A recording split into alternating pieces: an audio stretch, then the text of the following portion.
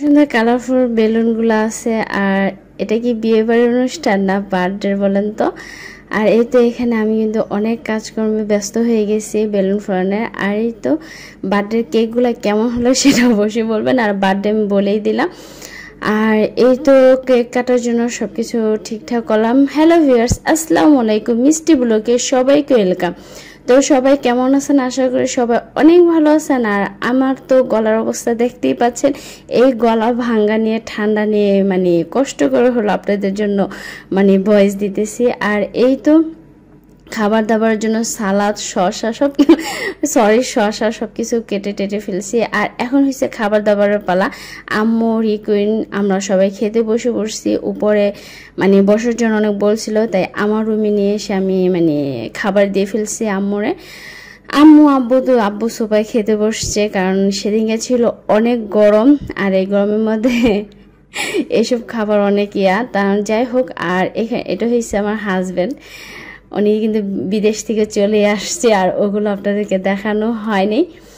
আর এই তো দেখেন, আর অনেক কষ্ট লাগতেছিল। আর আমি তো ঘেমে টেমে অস্থির। যাই হোক, এই তো আমি খাবারের জন্য আমার হাজব্যান্ডকে অনেক রিকোয়েস্ট করছিলাম, কিন্তু সে খায়নি।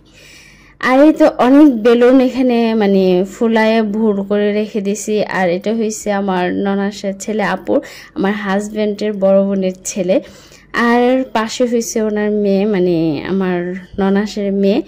আর এই তো আমিও বসে বসে দেখতেছিল। আর বেলুন আমি কয়েকটা অনেকগুলো ফুলানোর পরে আমার কেমন যেন অনেক ক্লান্ত ক্লান্ত লাগতেছিল। আর এমনি তো শরীর অসুস্থ ছিল। আর এই তো ঘরটা সাজানো কেমন হয়েছে সেটা অবশ্যই কমেন্টসে বলবেন। আর এটা হচ্ছে আমার ভাসুরের মেয়ের বার্থডে।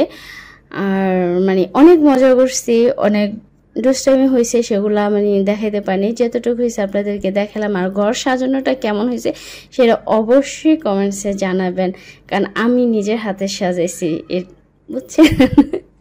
আর আমার ঠান্ডার জন্য আমি ভয়েসটা ঠিকভাবে দিতে পারতেছি না।